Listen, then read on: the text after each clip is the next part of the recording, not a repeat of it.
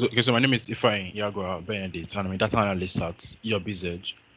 So on today's Microsoft Power BI learning webinar, today Mr. Ola will take us on exploring data Power BI integration to SharePoint and Microsoft Teams. So Mr. Ola is a data management expert and also a data scientist with a business intelligence analyst. And it's also a Power Platform Evangelist with over 4 years experience in various industries, from education, the FinTech, and insurance space in Nigeria. So it's also the co-founder of Capi. It's also the co-founder of an EdTech in Nigeria, Capacity Nigeria. And so I'll introduce the stage down to Mr. Ola. Yes, hi, Ifeanyi. Thank you for bringing me up to this platform. Can I confirm if you can hear me and see my screen? I haven't started sharing my screen, just to confirm you can hear me now. We can hear you. Oh, great. Okay, thanks. So how do we proceed? All right, thank you. I'm going to say good day, everyone, because I believe this community is so vast that people are joining from different time zones. So good day, whatever time you're joining us. I'm sorry. Since there's an echo. Excuse me. You can go on. I will mute everybody else. I can see people already piling in. So good. All right. Okay, so good everyone. I will be sharing my screen right now. And the two topics that I would like to touch base with is the latest development with Microsoft, which has to do with the integration of Microsoft Power BI to SharePoint List, as well as Microsoft Teams. I believe you can see my screen now. Can I have a confirmation? Then I can just go on. Yes, very clear. Okay, great. Great, thank you. I also want to make this conversation. What do I mean by that? I want us to be a bit futuristic here, because there are two things that sort of caught my attention when I started using this feature in May 2021. By the way, I have a developer account and I'm part of the target release for Office business applications. So most of these things, you might not see them on your own Teams. I mean, the SharePoint, you might not see them on SharePoint, but you see the Teams feature. So let's pick them one after the other. And I would like to start with Microsoft Teams. There's a new integration that came in last month. What that means is within Microsoft Teams, you are able to create, analyze your activities using Power BI without writing any code, with the click of buttons. I mean, let's just go straight and see how this thing looks like. Here I am back to my Microsoft Teams. I'm currently on chat. You can go to Teams. You can navigate anywhere. You can start from anywhere. You first need to install Power BI. I assume you should have access to Power BI. Even though this feature will be made free, the normal Teams activity analysis is going to be made free, but your organization should have, permit you to make use of Power BI as an application. Otherwise, you might not be able to install. For some organizations, you won't even be able to install them. And some you will be able to install, but might not be able to use. It depends on the level of organization policies that have been, effected. So the first thing for us to do is to install Power BI. How can you add Power BI to Microsoft Teams? And I also want us to know that this all new changes is reinforcing Microsoft Mind. The mind and the objective of Microsoft with Microsoft Teams is to make it that collaboration hub where virtually everything you want to do, you go to Microsoft Teams. This is why through the Viva connection, you can see SharePoint site, which people build their intranet on today now, is being integrated to Microsoft Teams. So going to your intranet, you don't have to open a separate web browser for intranet. Use your Microsoft Teams. You want to chat, use your Microsoft Teams. You want to collaborate and work on the same document, use Microsoft Teams. You want to visualize, use Teams. You want to work on applications, use Teams. You want to automate processes, use Teams. So virtually everything, Teams should be the hub, your go-to application for anything. Once you get to your workplace, the first application to put on should not even be your Outlook again, should be Microsoft Teams. And the last to be closed should be Microsoft Teams. And this is why we are seeing a lot of feature support coming into Teams these days. Okay, let's go ahead and install. How can you install applications on Microsoft Teams? It's either you use this 3-dot button here, and then search for the application. But I'm going to take us through the other route, or you click on this apps here. So when I click on this button here, apps, it's going to open up this application store within Microsoft Teams, and you see a lot of applications there. What we're interested in is Power BI. This is Power BI here. But what if you can't even find Power BI? I'm very sure you're going to find Power BI at this first layer. What if you can't find it? So you can easily come up here and type Power BI just to search. And of course, you're going to see it among those applications that will be coming out. So click on Power BI. You see this option, this small dialog box will come up. And when you click this button here, you see, do you want to add to a team or add to a chat? Don't select any of them. Just go ahead and click on add. If you add to a chat, it will be available and accessible within that chat. You want to add it to Microsoft Teams and not to a specific Teams. So it should be accessible within the Teams environment. That is why I'm just going to go ahead and click on add here. Take a few seconds, depending on network connectivity, to quickly sign you in and validate, maybe you have access either to premium or the free version, because on Microsoft 365 license, if you're on E1, you won't have Power BI. But if you are on E3, you're going to have Power BI, but it's a personal one. What do I mean by personal? If you build visualization with the Power BI accessible via E3, you will not be able to share. If you share with others, you will not even be able to share with others to consume. You must have a premium license or have E5 license. The E5 allows you to share your report with others to consume. Okay, but you can actually build a report for yourself. So you're going to see something there. A lot of people, when they see this, they just go ahead and try. Trust me, you don't need this to try. You don't need to try this, because this is a new Power BI feature. Premium is very costly in the past, but the new plan for Microsoft is to break it down and scale it, make it retail, so that you can also, we're in the economy of sachetization. So it's a way for them to also break it down. Let us retail that premium feature to individual users. And they're pushing that heavily because it has its own advantage as well. But we are not talking about the premium per user plan here. All right. So you'll be on a screen, an environment that looks like this. This is similar to Power BI service on the web. We're able to connect, and you can actually access all your report on the web through this. So if you build any report on the web, or you build on your desktop, you've published to Power BI service, you can access them here as well. Our interest is on the Create tab here. When I go to Create tab, so this is going to load this way. Apologies. Okay, so it took up my screen. I have to go back. All right. So when you click on the Create tab, you're going to load this environment, and you have 3 options to work with. First, you can paste or manually enter your data. 2, you can pick a published data set. 3, you can analyze your team's activity, and that is the interest. This is actually what I want to share with you today. What's unique about this? Let's see first, before I even make comment and I listen to your thoughts around this feature. Maybe it's a yes or no for you. So I'm clicking on the button now, analyze your teams. It has never been this easy before. Few seconds running, that button will do something. A data model has been created at the back end, which has to do with my team's activities. And by default is analyzing and building visualizations and report for me from that click of a button. You don't have to disturb yourself about writing the DAX, doing the nitty-gritty again. If you can see my screen right now, here we go. So with the click of a button, I can see my team's activity. And it's saying for the past 31 days, I can toggle here and change to 90 days, to 14 or 7 days. I have had 17 meetings. This is my developer account. I have about 2 of them, but I use this for training sometimes, doing my learning videos on YouTube. So I've organized 22 meetings. I've been on meeting, sharing my audio for 28 hours, 53 minutes. The insight I want to bring out here first is that you're able to gauge your productivity.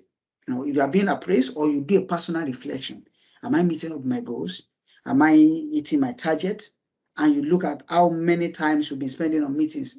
Could you say that you are less focused on getting the work done and more on meetings? Meanwhile, being in several meetings does not amount to being productive. And the goal here is if you can see these activities and see that, okay, I'm not doing bad when it comes to meeting or collaborating with others, but how about the time dedicated to doing the work, which, is on my target letter or which you are expected to do every day? Do you actually meet up? So you can use this to gauge yourself and say, okay, I've been attending too much meetings. Should I start delegating? Should I start, or should I reduce my meeting so that I can focus more? Or block your calendar for focus hours, maybe 2-3 hours in a day. So they're trying to get you, but they can see you are red, you are busy. All right, this can really, help you with that. I think my screen, okay, I'm back here. All right, so that's not all. The most interesting part for me, which we're going to also debate, is when it comes to Teams activity details. Right here, when I click on Teams activity details, it's going to analyze the teams that I belong to, the different activities, and summarize those things. And here is where I'm going to, the activity summary. We can see here a sneak peek into the future. The future of visualization is that time where, as a data analyst, you are not spending so much time. Mobilization. Hello. You didn't talk about mobilization, maybe transportation. They are not providing transportation. Sorry, I think somebody's call is on the overlap. Let me. Oh, okay, okay. Thank you. I was a bit caught. I was thinking it's for this. Okay, so this is a sneak peek into the future, and I was trying to explain that in the future. We're already approaching that. We're in the second wave of digital transformation. So we're already stepping into that future we've been envisaging. Being a data analyst, you won't be spending so much of your time in building reports. Today, data modeling takes a lot of time. How do you write the right DAX? How do you how do you model your data to be fast to achieve the kind of visualization and report you want to do? That is the major learning curve today in Power BI. And with what we can see here, at the click of the button, it has done all those things for us. Beyond that, people argue that, okay, if a visualization tool is able to run analysis at the click of a button, how about interpretation? And that is where I'm going to. This activity summary is dynamically generated based on the statistics. If the value change for a particular team, maybe I can move to another team and see. Okay, yes, let me click on this. Okay, does it make any meaning? Is there an activity summary? Just looking if there's any. Oops, I was thinking I could get more activity summary, but the reality is it's going to be dynamic depending on the kind of activity and statistic that have been calculated for those teams. It's already interpreting. For yourself, you might not even go as deep as this activity summary will go when it comes to interpreting those numbers. And this is already the future. The question then is, as a data analyst, if I can click a button, I'm getting all this, what should I be doing? The diagnostics. The asking of the question why, putting on the curiosity cap, ability to ask more questions, and those questions that will help you to drill down. It's not, go more down and find answer to those things. Yeah. Okay, talking about the environment here, of course, you might want to be interested in how do I edit, how can I change the visualization, how can I, improve the KPI that I want to see. Of course, when you click on this edit button here, it's going to put it in edit mode.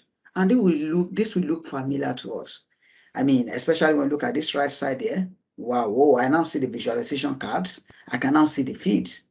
And you see, these are the tables. They are there.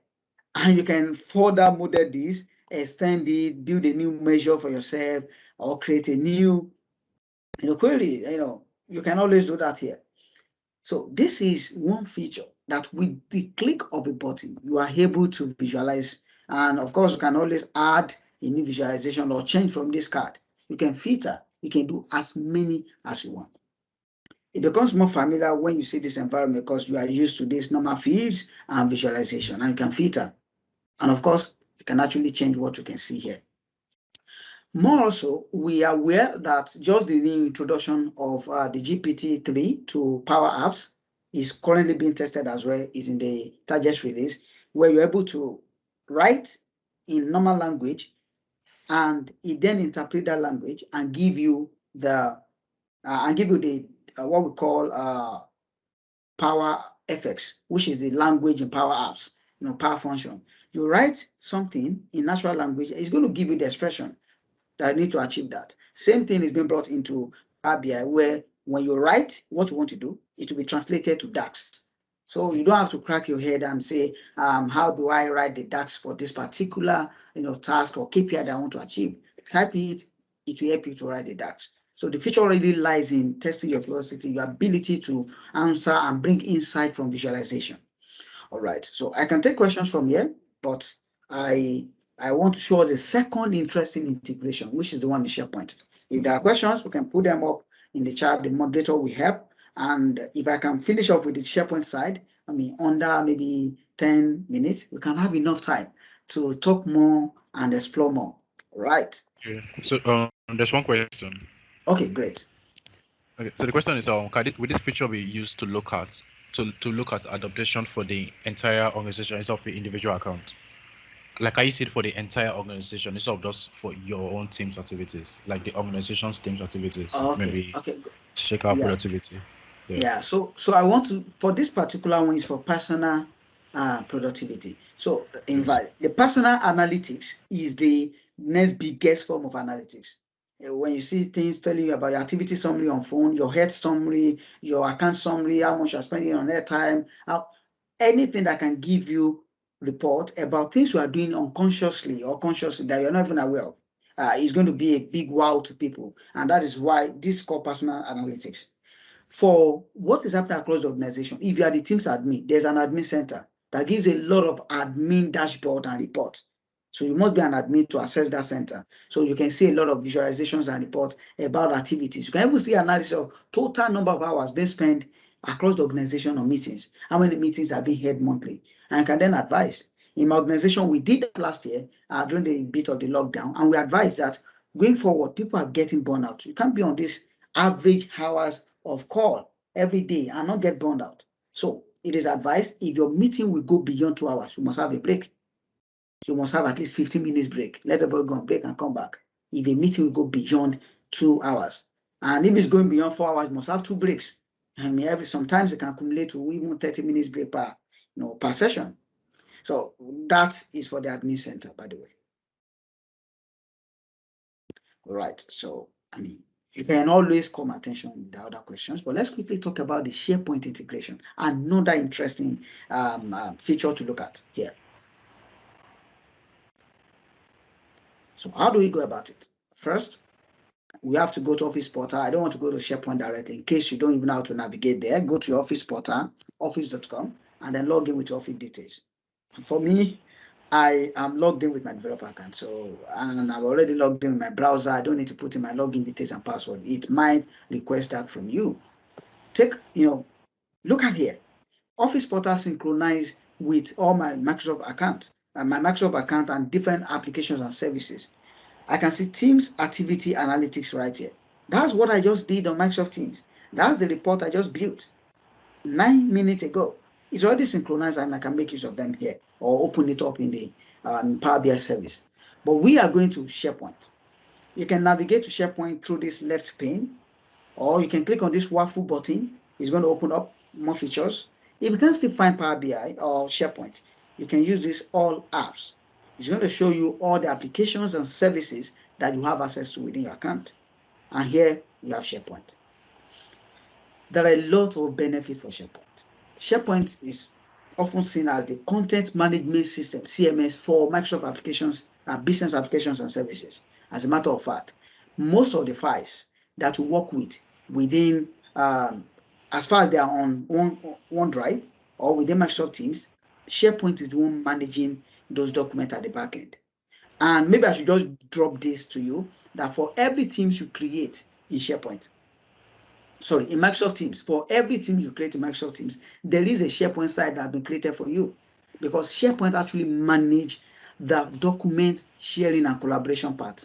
The chatting is only by Microsoft Teams. And to quickly, show us that, I'm going to go back to a Microsoft Teams and I will locate a particular team. Let's say announcement. This is announcement, and okay, maybe let me use a better one. Public Teams. Let me use public teams, and this general folder. General channel on a public team. To locate the SharePoint site, just go to one of the channel and click on this ellipse here, the 3 dots, which means more options.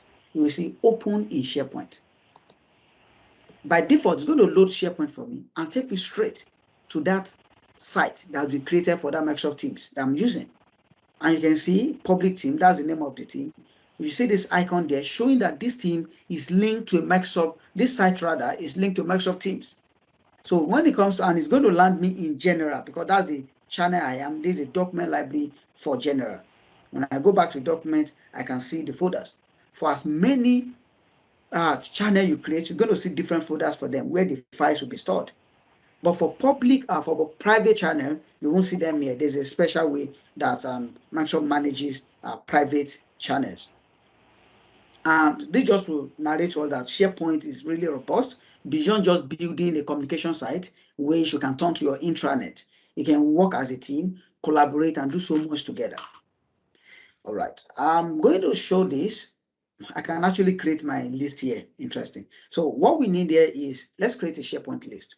SharePoint list looks like a spreadsheet, but it's not a spreadsheet. It is a pseudo database. It is not a database because it is not relational.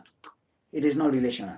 So, of course, there are many ways you can tweak to make it relational, but there are still some things about SharePoint list that makes it not suitable for database full functionality.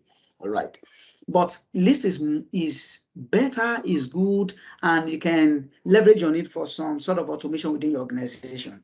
E.g., you have an application that helps you to sign in every day and sign out. You can easily plug them to Microsoft SharePoint list. Even though when you build the Power Apps, you can connect them to share Excel.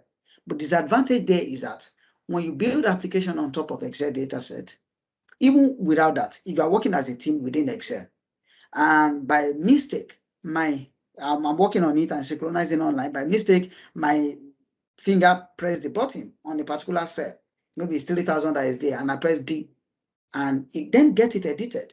And I might not pay attention, I might not even know, I move on. The changes will save automatically. Other people keep working on that same assumed data set. Even though you can revert back to, okay, old version, in case you can use the version history, but will you even discover that something is wrong? Maybe at a point when you are presenting your report and then they're figuring that out. That would be a sort of disappointment. But if it is, of course, you can lock it. I know I'm speaking to the Excel expert here. I cut cap for my Oga, Mr. Michael. I cannot be saying, because I know in this space there is virtually anything that I can say that Excel cannot handle. But I'm just saying this because SharePoint list is also optimized for some activities. So let me cite an example here. Let's create a list. Another interesting thing here is when you go to home, Microsoft SharePoint site can handle many things. List, as you can see here, document library, can handle page, news post, news link, your plan, even some applications. So I'm going to focus on list right here. List, just like a table, get your things organized, and could be a mini workbench for some organization. You can build a mini workbench that someone will be at the back end and be working with. It's as simple as that. It's possible. And Microsoft is doing a lot to improve these features. As a matter of fact, this is not a design, sometimes last year. And they took out what I call Microsoft List. I'm not the one that called it. It's Microsoft that named it as Microsoft List. So saying what I call this, that's not right.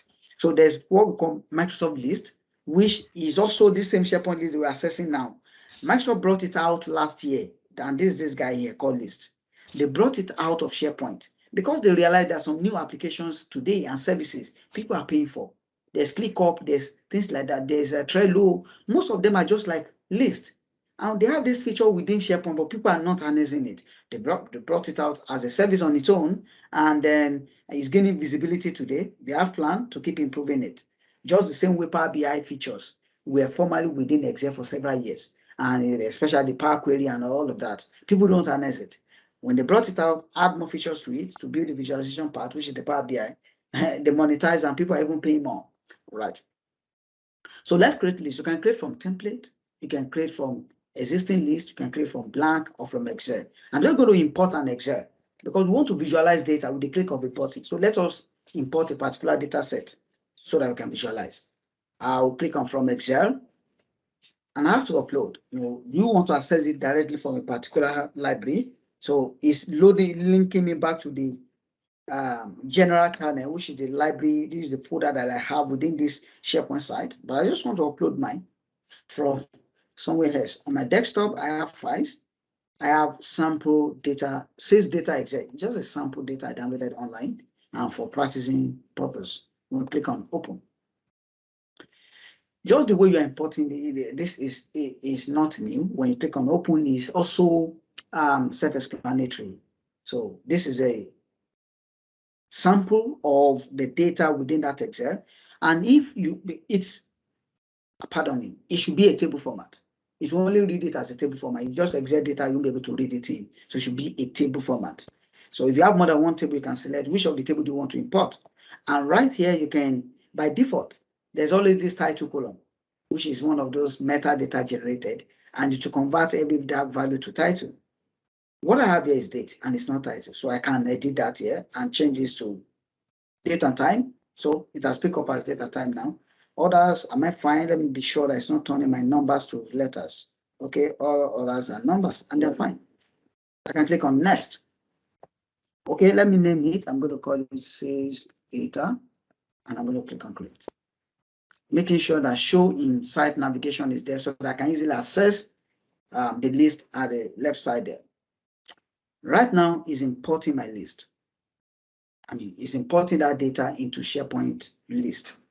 You're just going to turn it into a tabular format, and then that way you can start relating with it.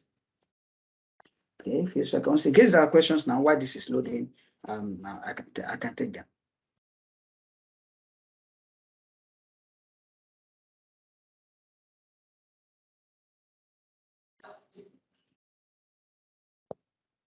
Okay, guess there's no question. I want to interpret it that we are following along and not that we do not understand. Okay. Yes, sir, we are following along. We are following. Is it bumper to bumper now? Thank you, sir.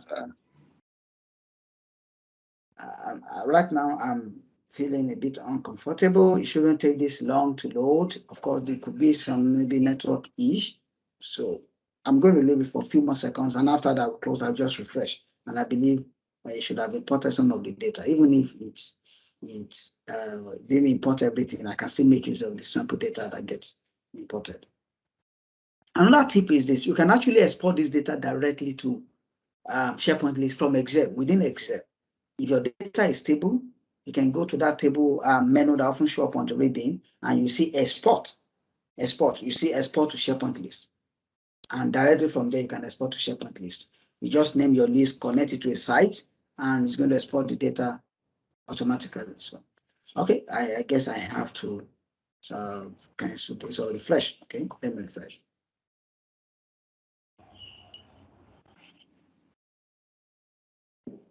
I'm not sure the data is that really. Oops. Okay, data didn't get imported. I guess it's a bit heavy. Okay, we have to be patient this time around. I don't want to be patient, but I can't escape it. So let me pull it up again. This data is just 180 something kilobytes, so it's not that. Okay, let me change this to date and time, and we're fine with others. Just call it says data. Click on create. Okay, already exists. Okay, the list is somewhere. Let me click on cancel and just go to edit. Apologies. I don't need to go to edit. I need to go to site content. Under site content, I'll be able to see the activities or other files and elements within my site. So that particular one, okay, I can see is there, says data. I can see 1,045 records. This is fine. So we truncated the activity. That was why I couldn't load everything, but we are fine now. Great. On my screen, I have my Excel, which is now in a SharePoint list, and it is not easy. I cannot press any button and change the data. It works more or less like a front-end application. If you want to change anything, you have to double-click. That's the level of intentionality. You cannot say it's by mistake. You double-clicked, and then you can then go to any field. You can also make this a bit difficult by customizing the SharePoint List Power Apps. That could be for another day. And that way they have a very friendly application interface and can use that to input, and you can lock some feed from being editable. But this is actually not why we're having this session. Let's go, straight.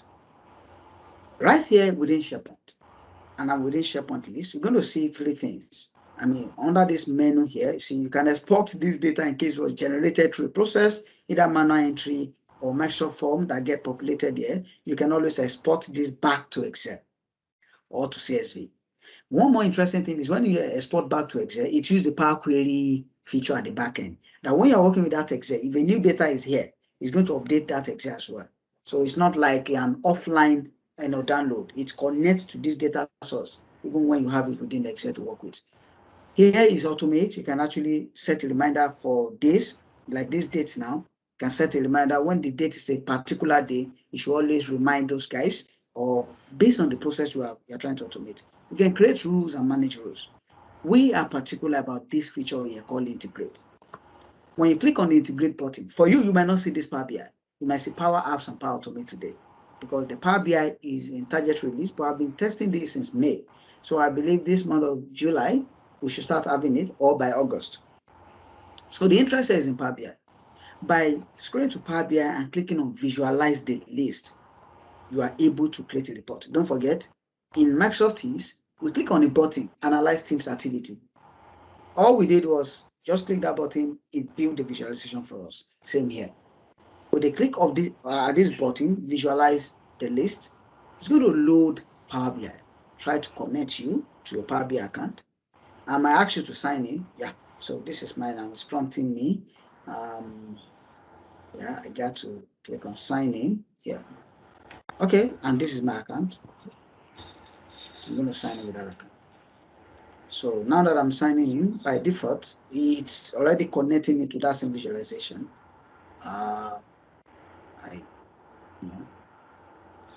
Okay, this is my account. Okay, let me click back again. I mean, now that I've signed into Power BI, it's asking me to. I'm going to click back on integrate and Power BI and click on visualize the list. So now that I'm signed in, it should be able to take me. Oops, I guess what happened to my account? Okay, let me click on start free. Actually, shouldn't even ask me to start free. Let me check my login page here. Power BI service. The connection should connect directly. Which account is this? Okay, it's party. So it should connect me directly to. I shouldn't be on this try for free. It should be on that report. Let's see if it's taking me there. This is my data set online, which is my Power BI service. Okay, let me go back now and click again. My side, same account. Okay, the same account. So clicking on visualize the list, it should still bring me here. It says data. I will try. Okay, so I think it has synchronized now. It's loading the report for me by default. Don't forget, at the click of a button. It might take some seconds, just like in Microsoft Teams. It's already building some basic report based on the data there. And right here, I have something. It has converted that data to a table within Power BI and Viola. I did not do this before. I just click the button and I have what I'm having here with me. So with the click of a button, it's bringing me here. And I can see some insight without even clicking anything. If you don't even know anything about Power BI, at least this is guiding you. Or I can see tables, my normal table, which is still the same table I have on my list. I can see count of gross, count of sales. Okay, maybe I want to add more layers, and that's why we have this part here, sales data. So let me quickly talk about this, because when you click on edit, it's going to take you to the normal Power BI edit screen where you can build more and edit and add more data model, build measures. But here you cannot create any measures here. It's just to land there and see your report. So maybe I'm interested in net and not even gross. So I just added net. Okay, net is being added to this value here. I'm not interested in this net. I'm rather interested in more or less. I'm not interested in gross. Sales tax, yes. Let's take unit sold and net. Okay, I've reached maximum, product ID. I have to remove product ID. Okay, I have gross here. I think 4 is the maximum. Okay, so there are two things. There's two ways that Power BI actually does these things.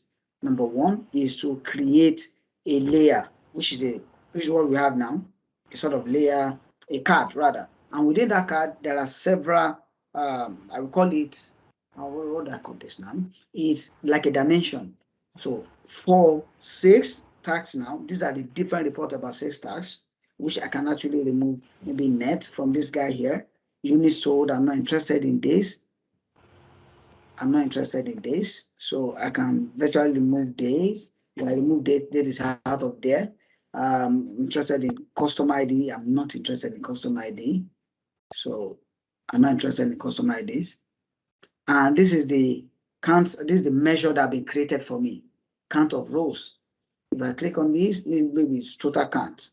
So it actually works with measures, create measures from the numeric feeds, like sales tax, sales net, like gross. And here I have gross of 6 tax. I'm not interested actually in tax. I'm interested in maybe total sales, which we have 1,045 data. I can further drill down and how by adding more layers. Let me see how many columns do I even have here. Maybe add net. All right, so I'm interested in net than just gross. So this is the unit sold in terms of sales. I can focus on this count of sales now. Yes, I had 1,450, and for different units sold, I can see 17 here.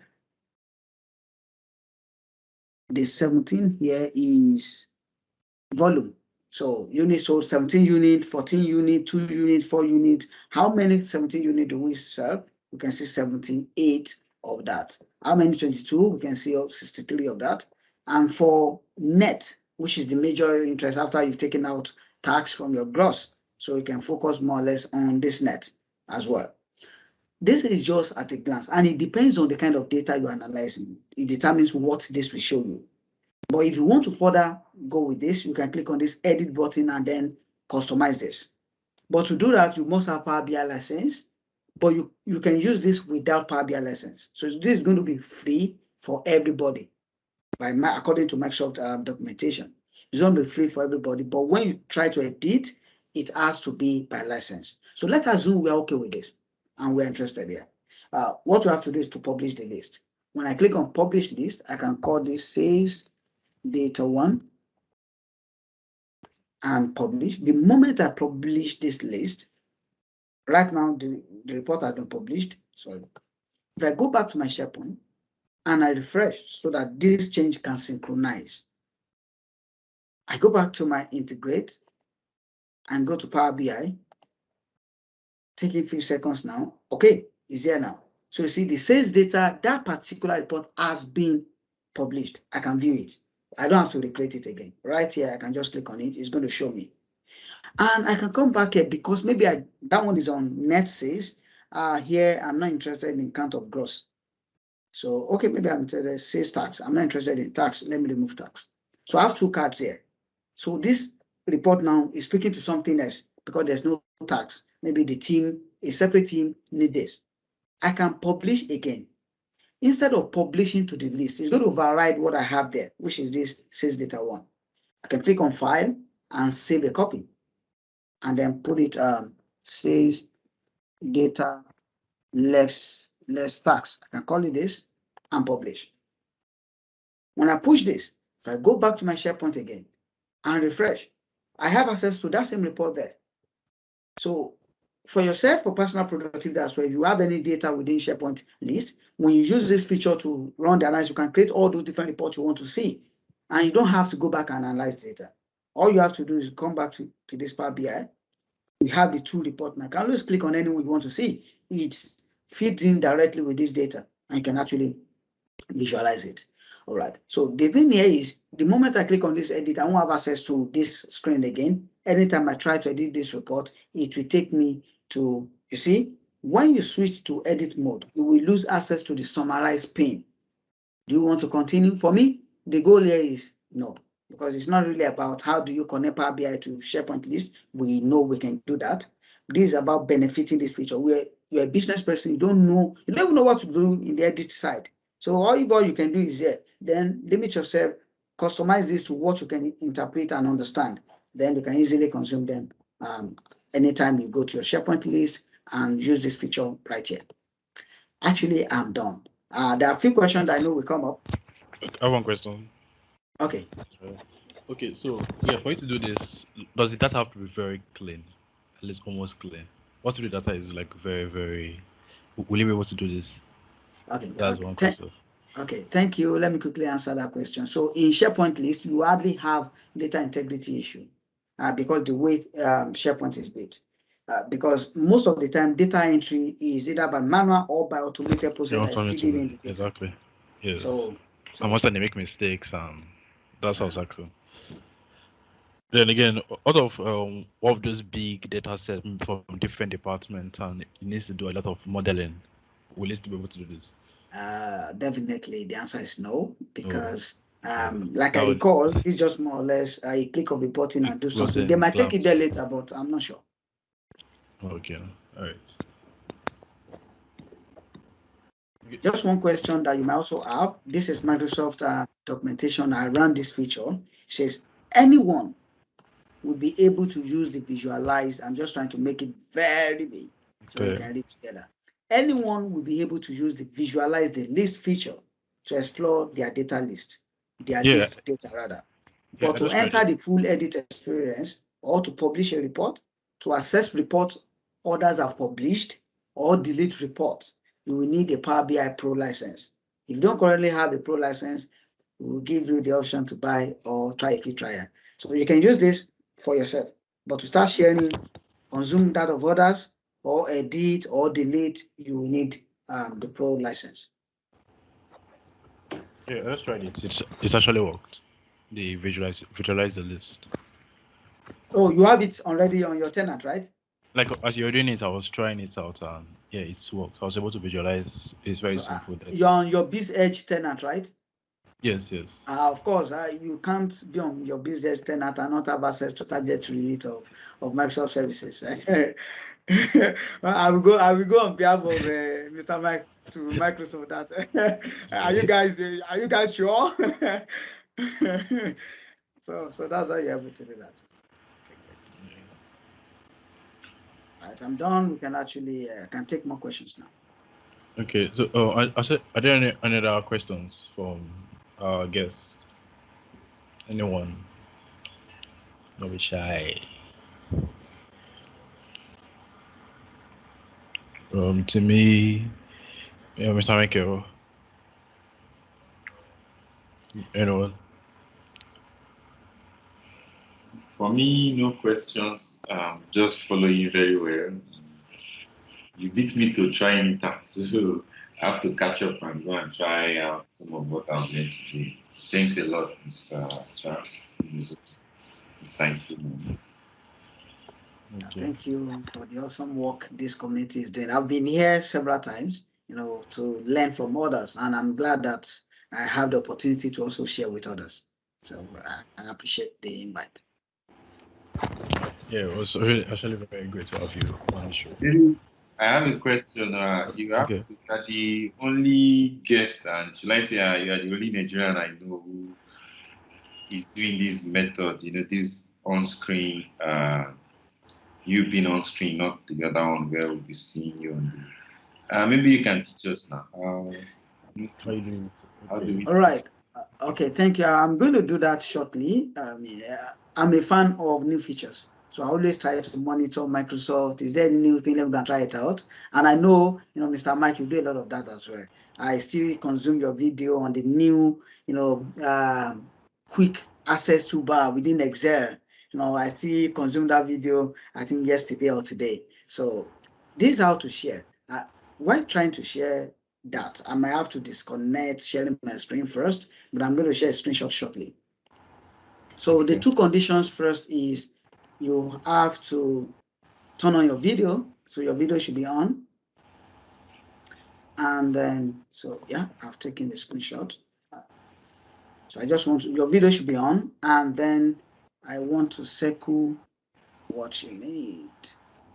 Yeah, right. So I've saved, let me copy and paste here now. So I'm going to share my screen on the chat area now. I mean, a screenshot to just show us what I'm going to click on from my hand. So while trying to use this feature. And of course, you can try it from your hand so that we can also see it working when I'm done sharing this. So from the screenshot that I just shared, when you click on the share button, you will see that drop down. And under presenter mode, you see two things there. By default is on content only. The next to it, which is the one I circled in red, is standout. So when you use the standout, it's going to embed you. It's going to superimpose your image on the content you are sharing. So, and once you make sure your video is on, and you also click on that standout before clicking on the screen you want to share. So if I click on maybe my screen right now, it's going to just show the environment and superimpose my image at the back. And so I can easily minimize the screen and you can see everything I'm doing right now. And I'm there. So I would like someone to try this out and share his own screen so that we can see it working in class. Yeah, not a Nigerian teacher. You're like a foreign teacher. Nigerian teacher does not care. I've told you. If people ask me a question, I'm going to be annoyed. I'll be like, have I not explained it? I have a question. Okay. Let's go ahead. Go ahead. Okay, so my question is, how do is this what we learned today? I'm looking at the similarities with Tableau. Is it the same thing? Is with using Tableau? The question is not clear. So we appreciate if you can sort of maybe help.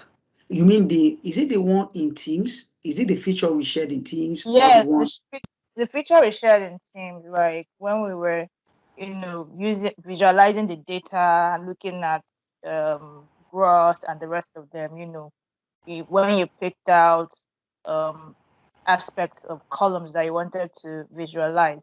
Can this be used in replace of Tableau? Does it have the same features, so that it to be like a one-stop shop? If one wants to do anything concerning data, it can suffice. So would I still need to use Tableau if I want to use some visualization to use it for data visualization? That's my question. Okay, I mean, I'll try to answer this, and of course, Mr. Michael and other team members here can help. So first thing here is that Tableau and Power BI, they're both visualization tools, and they do quite almost same thing, even though the way to achieve it on Tableau might be quite different from the way to achieve it on Power BI. And for so many years, at the early stage, Tableau was the market leader according to Quadrant, when it comes to visualization. But recently, we've seen Microsoft Power BI taking up and being the leader. Of course, there's still battle there. So you can actually do visualizations with Power BI. All that Tableau does. Of course, the teaming in Tableau is quite different from doing Power BI. And there's just this Apple. I used to compare Tableau and Microsoft Power BI as iPhone and Android, because there's just something about the icon, the feeling, the teaming within Tableau that makes it a bit unique and attractive, but licensing is not friendly. So meanwhile, for Power BI, it's available like Android, and it's easy to acquire once you have a specific license with a little amount, or even with a particular license level like E3, E5, you can actually start using Power BI. So for Tableau, you cannot analyze your team's activity, because Tableau is not that application that captures the teams. But this is the advantage of being within Microsoft 365 ecosystem, because Teams is offered by Microsoft, Power BI is offered by Microsoft, the SharePoint List and several other applications and services, they're offered by Microsoft. So it's easy in a secured environment and manner to give you the additional service where you can use Power BI to also consume your your team's activity to analyze it. But if it comes to building you one-stop shop, like you said, of course, my organization will use Power BI for everything we do. Both reports, ESCOM reports, investors report, everything we use Power BI. And I'm sure that your UrBizEdge has a lot of resources and things that can help you on that line. In case you are a Tableau person and you want to move to Power BI, of course, you can contact the organizer of this event. They have a lot of things to walk you through that line. I'm not sure if I'm able to answer satisfactorily your question. Yes, sir. That's fine. Thank you so much. Yeah, you're welcome. Okay. Oh, I didn't any other questions. I tried to stop. Hand up before. John, I don't know if he still has a question or was relating to what the other person was asking. So, John, oh, okay. Okay, the instructor has said it all. I think what he explained is just perfect. Okay. Thank you. Okay. So, Mr. Alice, so going to the end of the show, there's usually two questions we ask our presenters. Like how you started your analytic journey, and would you have any advice to give to those starting out? Okay, thank you. So I'm going to share briefly my experience. I think the passion. So it started with passion. Sure. So way back 2013, I just know that analytics is something big, but I want to. How can I find my way there? The passion was just there. So the curiosity is there, and from that passion, I started learning. I can attend any workshop, every possible workshop. I will be there. That was the early stage, but over time, I started streamlining the kind of workshop. And I was focusing on doing. So I was trying to do. So whatsoever I practice, whatsoever I learned, I try to practice it. When it comes to being in the corporate settings, I had background in academics. I should be a lecturer by now, but it didn't work out. So then I invested my time in analytic tools like SPSS, Starter, like all this Minitab, BView. I have a statistics background, so I know how to use those softwares for data analysis. But that's not the same thing as business data analysis. So when I moved into the space in 2017, I have to learn for the first time in 2018 Power BI because I have to build a project that leverage on Power BI. I have no option than to start reading and learning all that it takes to deliver on that project. Sometimes if you keep consuming content, you will just, courses, you will stay in that loop. Beginner's course, you can go on your Udemy now, you have had about maybe 5 different courses in Power BI that are beginner courses, and you are taking them, you don't even know when to move to intermediate. I pick mine by project. So when I have something to do, let me go and find out what are the different things I need to do to achieve this project. And that way, I would have learned the different elements, of DAX, some element of models, some element of solution thinking, design thinking, and use that to deliver that project. When I take up another project, I will come up, I will hit some roadblock again, seek for help, or also learn online, YouTube, follow a lot of people to do that. So my experience was more about hands-on based project learning approach. When it comes to advice that I'm going to give, I have one quote, a favorite quote of mine, which goes thus: data is the new oil, and I live in an oil country where nobody's drilling. It is two-faced. Some people can see it as a challenge. Imagine, country Nigeria, we are not doing anything. Some will see it as opportunity, and I want you to see it as opportunity. If data truly is the new oil, Nigeria is not yet doing a lot. We are not drilling it at all.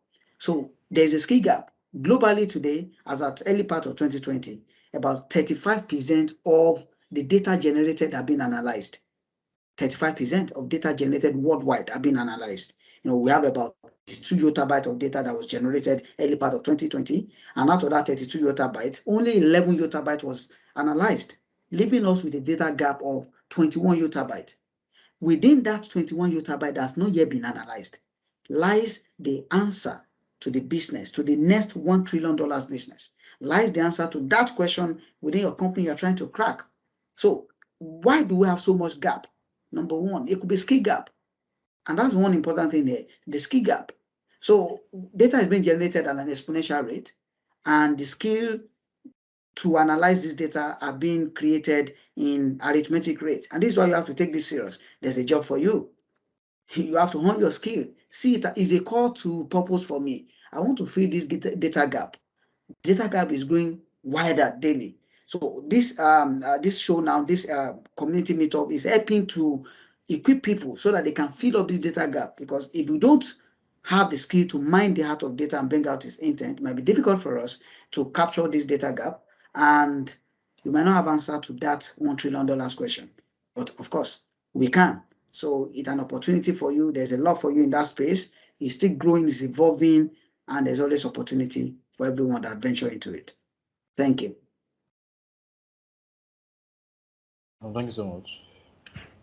Okay. Then again, okay, yeah, you mentioned you say you use Tableau a lot. So is there like any, like, which do you prefer personally? Because people always ask that question. That Tableau versus Power BI. Interesting. Well, I can also have some time to talk around it. I started with Tableau. In fact, in 2015, Tableau was what I knew. So the company used to reach out to me and disturb me. I said, I don't have the money. Where will I get the money to buy this thing? It's only the free version I can be testing and trying out. I wasn't working then too. But of course, later when I found out about BI, then I also still used Tableau for some work. But Nigeria and Africa, we are more Microsoft companies. I mean, we consume Microsoft tools. So only few startups today or the Western world, you see them using Tableau. So I don't do more of Tableau now. I do more Power BI, to be very honest. But of course, I can always create my visualization with Tableau if the need arises. Okay. All right. Thank you so much for accepting our invite and for coming for this webinar. Thank you. I appreciate your UrBizEdge. I mean, well done for the work you guys are doing. I appreciate it. Thanks so much. Bye. Okay.